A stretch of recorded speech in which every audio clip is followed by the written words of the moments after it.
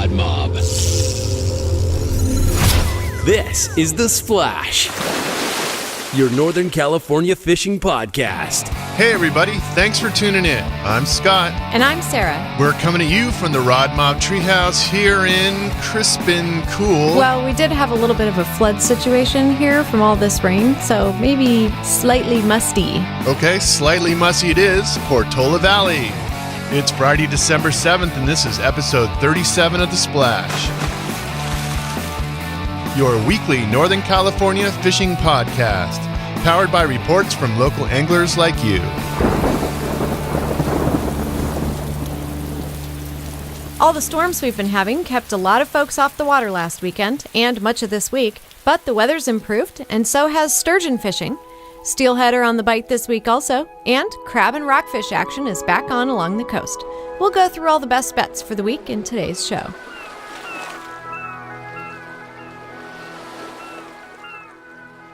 What else do we have going on this week?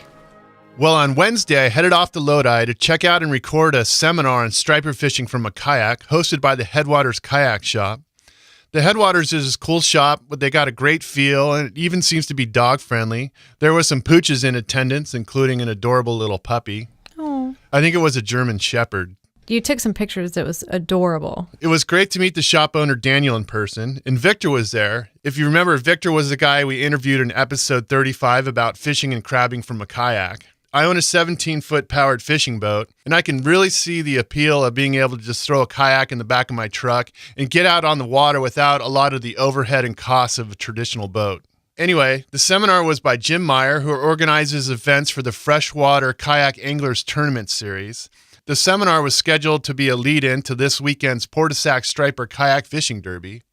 Jim definitely knew his stuff and seemed to be a seasoned angler. The seminar was very informative. I sure learned a lot about how striper feed and think, and now I have some new ways to target them in my brain. I videotaped the seminar, and we have it posted on our YouTube channel, so you can check it out at youtube.com/therodmob. I really recommend checking it out. I think kayak fishing has a strong future, and we sure look forward to bringing you more info on it. Cool. Oh, by the way, we also post a video for each podcast episode on our YouTube channel. So if you want, you can check out the show that way, too. Well, I think it's time for the news. So, Sarah, what do you got? Here's Sarah with the latest headlines.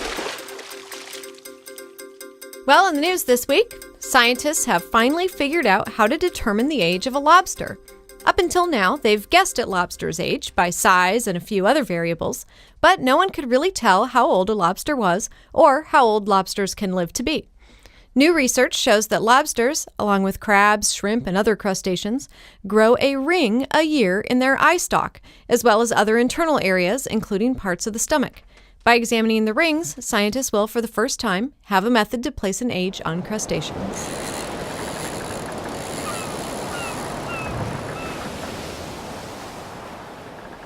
The Bay Area News Group reported this week that this year was another banner year for market squid, or calamari, in California. The small squid makes up California's largest fishery, bringing in about $68.5 million last year. The season ends once 118,000 tons are caught, and some years the season extends through March, but this year was another record-breaking year, with the quota being reached by November 21st. About 80% of the market squid for California is usually caught in Southern California, with the rest netted in Monterey Bay. But this year, there was unprecedented activity along the San Mateo County coast, and lots of boats fished off Half Moon Bay for the first time. The Associated Press quoted Diane Pleschner-Steele, executive director of the California Wet Fish Producers Association, who said for 8 out of each 10 years, the fishery doesn't get close to the state's cap. But every once in a while, we have these anomalous good ocean conditions, and squid take advantage of that.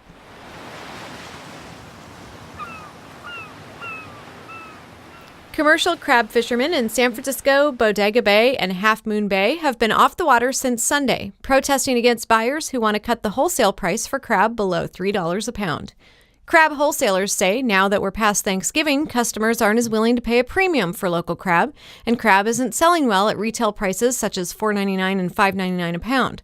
But local fishermen say with all the expenses that go along with running a boat, dipping below the negotiated price makes it difficult, if not nearly impossible, for them to make a decent living. Crab fishing hasn't opened up yet near Eureka and off the Oregon coast, so right now the San Francisco area fishermen are the only game in town, and a few local supermarkets have already run out of local Dungeness crab. In the meantime, a few boats from Washington and Oregon have come down the coast and are working the waters off Bodega Bay and in the San Francisco Bay, making some local fishermen pretty upset. North Coast Fisheries, in negotiations with local fishermen, offered $2.50 a pound on Thursday morning. Fishermen are holding out for $3, but one crab fisherman told the Press Democrat that he thought they could go back to work at $2.75. Man, that sucks. I'm hosting a crab feed at my house next weekend, and I sold my crab gear, so I don't know what I'm going to do. Plan B. Calamari feed. Calamari feed 2012. A 24-inch Chinook salmon was spotted in Cordones Creek in Berkeley this week. There's been a creek restoration project going on since the 1990s to help with flood control and improve the wildlife habitat, and the appearance of this Chinook has been very exciting for the community. Having a fish that large show up in such a small creek is pretty rare. Fisheries biologist Jeff Hagar said the fish likely came from a Central Valley hatchery and got lost on its way upstream. Hagar believes the fish to be a female because she appeared to be actively building a nest. He added, the salmon's chances of completing its life cycle in Cordones by laying eggs that would be fertilized by a male are unlikely. For a fish that is kind of strayed from the pack, shall we say, it may not be the best place for that fish to spawn. It's not really the kind of stream that's good for supporting Chinook salmon. They're really a big river fish. That said, having the salmon apparently approving of the creek as a spot for breeding is seen to be a good sign for the restoration project and its ultimate goal of having steelhead successfully breed there. Stay on top of the latest fishing action. Subscribe to RodMob Podcasts on iTunes. It's free, and you'll always get the latest episodes. And it's that time of year, steelhead time. Yeah, buddy. We had a couple of RodMobbers contact us last week saying they were planning to go steelhead fishing for the first time and were looking for tips on good locations, techniques, etc. We put a question out on our Facebook page and got a lot of responses from folks in the RodMob community. Most folks said the best thing to do is find a good local tackle shop in the area you want to fish and talk to them. But here are a few other pointers people shared. Charles Knott fishes steelhead in the lower Yuba next to Marysville and says, I fish an 8-foot 6-inch medium action rod rated 8 to 17 pound test. Yes, I use 8-pound test. I fish fast water, 1/4 to 1/6 ounce spinners. Kevin Carroll told us he uses a fly rod but with a regular reel to help his rig stay unstuck when drifting downstream. And Getio Barzup suggests Earl's hook set jigs, especially if you're in the Pacific Northwest. In terms of where to fish for steelhead, Matt Quinones said the American River is the best around, hands down. Fernando Vieira likes the Russian River. David Kammerer said the McCollumney River isn't bad when it opens up. Russ Bucinius fishes the Mad River up in Humboldt on a daily basis and says spin, glow, and row adjust size to water clarity, smaller for clear, bigger for darker. Ken Pugh suggests a trip to the Klamath River in fall, stay at the Klamath Lodge and get a good guide. And Natalie DeGrazia recommended guide Kenny Armstrong. She says he fishes the Eel, Trinity, Klamath, and the Smith and knows all the best locations and techniques. I definitely like the Trinity River, and I second the suggestion of finding a local shop and talking to the guys there. I've had my best success nymphing with indicators, but my favorite way to fish by far is swinging the flies to the steelhead. My favorite guide on the Trinity is Herb Burton out of the Trinity Fly Shop. He's one of the most passionate guides I've ever been out there with. Cool. Well, thanks everyone who chimed in with their tips. We look forward to hearing some great Steely reports from you this season. And speaking of reports, let's dive in on the best bites for the week. Well, there's not a lot to report this week from the ocean. Seems like the storms kept most boats at the dock. Skippers finally got a chance to sharpen their hooks and knives, and maybe even get out for some holiday shopping. But up in Eureka, Real Steel Sport Fishing reported that they finally got out and set their crab pots out yesterday morning. They pulled a few after 45 minutes or so and got a couple of limits. A couple of the crabs were a little light, but overall they were in real good shape. Tim Clausen says if you're ready for crab dinner, now is the time to go. The Real Steel will be running crab trips throughout the weekend. In San Francisco, a few boats went outside the gate between storms this week and got into some good fishing. The California Dawn went out on Monday and brought in limits of dungeons and rockfish along the Marin coast. And Thursday, the New Huck Finn got combo limits off the coast too. Others found limits of rockfish, crab, and plenty of lings off the Farallon Islands. Same story in Half Moon Bay, but now that we've got a break in the rain, crab-rockfish combos are back on throughout the weekend.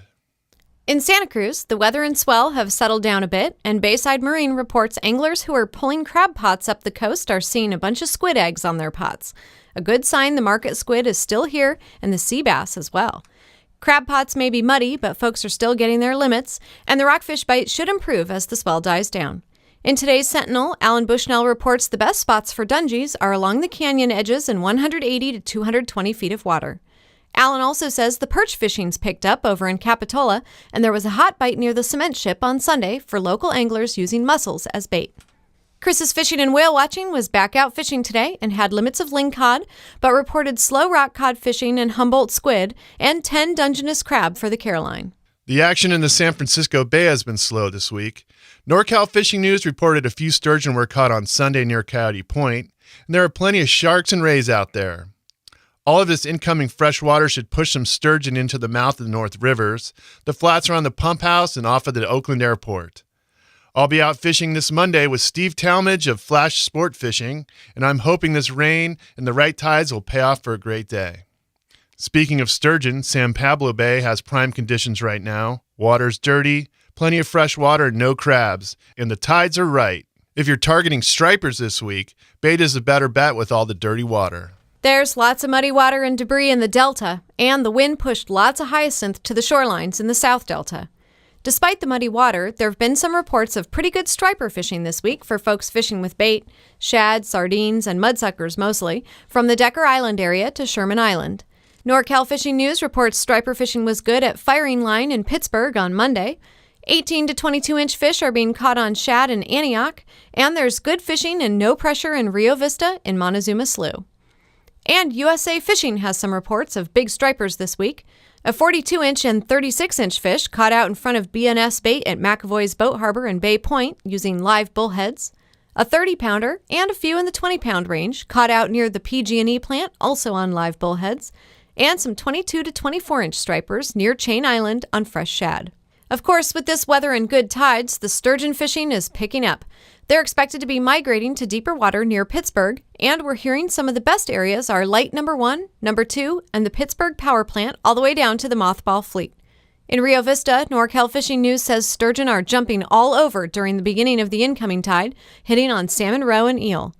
USA Fishing has some tips from Randy Pringle, who says, with the stained water from the inflows from all of the creeks and rivers, you'll want to slow down your presentation and use larger baits with brighter colors, such as reds or oranges, and use scent. Now let's look at the lakes. Lake Shasta was a best bet last week for bass, rainbows, and browns, and the fishing is still good with plenty of shad and bass and trout feasting. We're hearing reports of easy limits of bass from 1 to 2 pounds. There's still good trout fishing at Eagle Lake. We hear Pikes Point has had a good bite with chartreuse power bait working well. Western Outdoor News also says jigging and using slip bobbers with minnows has been putting anglers on limits. Remember, Eagle Lake closes December 31st. Clear Lake is clear, except near creek mouths, and catfish and bass are biting.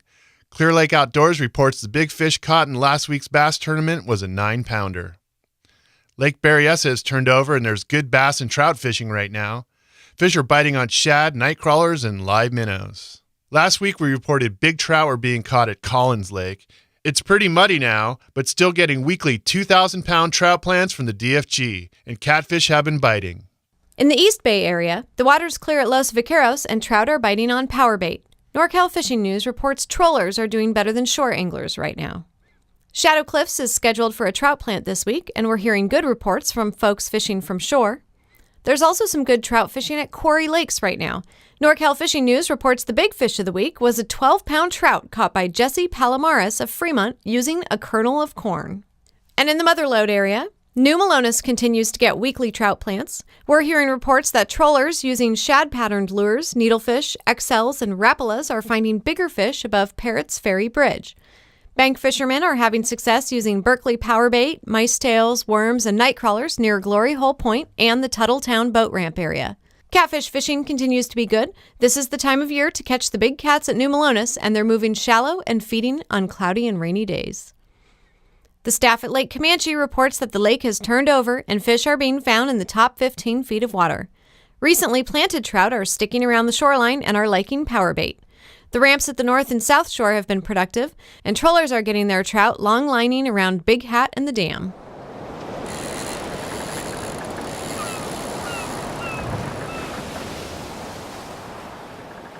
In the Sierras, recent storms created some non-fishable days at Lake Tahoe, but I saw a forum post today that Chuck Bartlick landed an 11.5-pound brown trolling in 20 feet of water. The monster brown went for a 5.5 tui chub. Donner Lake is still a good bet for hooking a Mackinaw. There are reports of some macks along the shoreline or near the boat dock. Try casting crocodile spoons early in the morning or late in the evening. If you're targeting rainbows, we hear power bait and worms are working well, and the west end of the lake continues to produce some trout. Post-storm fishing at Pyramid Lake is picking up. Anglers at Warrior Point reported limits from the shoreline using spoons. We want to hear from you. Got a fishing report, a tip, a review, a comment on the show? Drop us a message on the RodMob hotline. Then listen for it on an upcoming episode. 662-RODMOB5. On the rivers, Kenny Priest reports in Fishing the North Coast that the Smith River is looking good for the weekend. The Upper Trinity is also expected to be fishable this weekend. Steve Huber of Steve Huber's Guide Service was quoted yesterday saying, "I think everything from above the North Fork will come into play by the weekend, with the upper reaches becoming fishable by Friday. The weekend should be good, and I'd expect a mixture of everything, wild, new, and old fish." The Klamath River has also been fishable, and Western Outdoor News reports steelhead from 2 to 5 pounds are being caught from the Iron Gate Dam to the I-5 bridge on drifted night crawlers and back-trolled plugs. The Sacramento River is blown out in Red Bluff and very muddy in the Redding area, but should be coming back into shape very soon. In the Sacramento area, the Deep Water Channel was the only fishable area this week. We did hear some stripers were being caught off Marshall Road. Steelhead fishing on the American River is improving, and on the Feather, steelhead fishing has been pretty good with very few crowds. Western Outdoor News reports the low flow section and below the outlet is producing on nymphs and San Juan worms fished under indicators. Looks like the guides are back out on the Truckee. Gilligan's Guide Service reported that the river is dropping fast. Nice near town and gaining visibility in Hirschdale. He says, still high, but they're there. Should be good next few weeks as she continues to drop and clear. And today, guide Matt Herron posted a beautiful shot of a trout he scored on the Truckee. In the eastern Sierras, Hot Creek is fishing very well. Sierra Drifters Guide Service reports good BWO activity after midday. And trophy-sized rainbows are making their way up from Crawley Lake to the Upper Owens River. Sierra Drifters says these fall-spawning rainbows are truly the epitome of what fly fishers seek on their quest for wild trout and the hardest-pulling fish around this region. Tom says there's some huge browns holding up along the banks, and they will attack large streamer patterns with a vengeance this time of year. Be sure to keep your shadow and profile off the water in the shallower pools and runs. You gotta be stealthy and avoid spooking the fish because they're not accustomed to people. Hey, Rod Mobbers, help support the show. Subscribe to the podcast on iTunes and leave a review.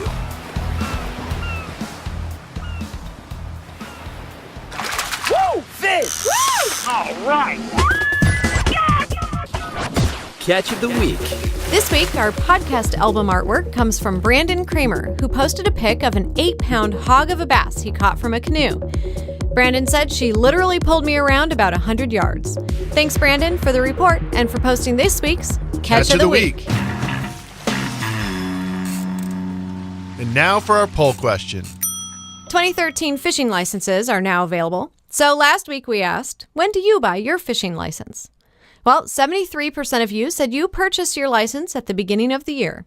27% said you wait until just before you go out for the first time of the year.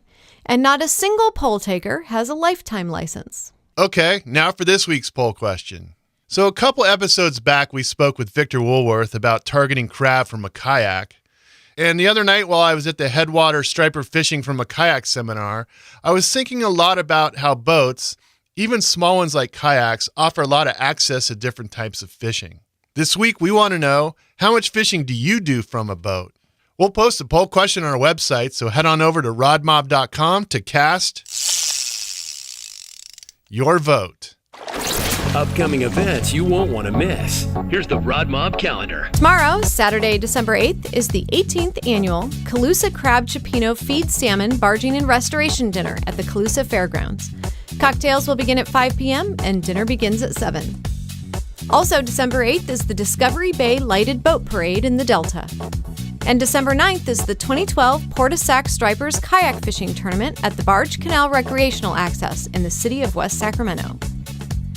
December 14th through the 16th, Pittsburgh Marina and Dockside Bait and Tackle will hold a sturgeon and striped bass derby. Entry fee is $35 and it includes lunch. All proceeds go to prizes. Call 925-252-0151 for more info. On December 16th, salmon fishing closes on the Sacramento, Feather, and American rivers. And December 19th, the California Inland Fisheries Foundation is holding its general membership holiday dinner meeting at the Elks Lodge in Sacramento. Dinner starts at 7 p.m. For details on these and other upcoming events, check out our events page at rodmob.com. And if you have an event you'd like us to mention, just drop us a line at fishon@rodmob.com. Well, that's it for this week. Hope you all enjoy the nice weather over the next few days. And if you get out on the water, be sure to share your reports with us on Facebook or email us at fishon@rodmob.com. We've heard from a bunch of rod mobbers who are planning to go fishing this weekend, and we can't wait to hear your reports. If you're not a subscriber to the podcast, head over to iTunes, search for RodMob, and hit the subscribe button to get the latest episodes right when we post them. You can also find the RodMob on Stitcher Radio. It's a free app you can download to your Apple or Android phone or tablet, and you can add us to your favorites right there. Or find us on YouTube and subscribe to our YouTube channel, where you can also listen to the podcast by video. And just a reminder that you can pick up a RodMob t-shirt or decal in our new online store at rodmob.com/gear. Every purchase goes to helping support this show. And if you post or send in a report, remember we'll send you a free weather-resistant decal so you can help rep the mob on your car, truck, or boat. Thanks everyone for tuning in. Have a great week, and until next time, Yeah, fishy, fishy! keep us posted. RodMob.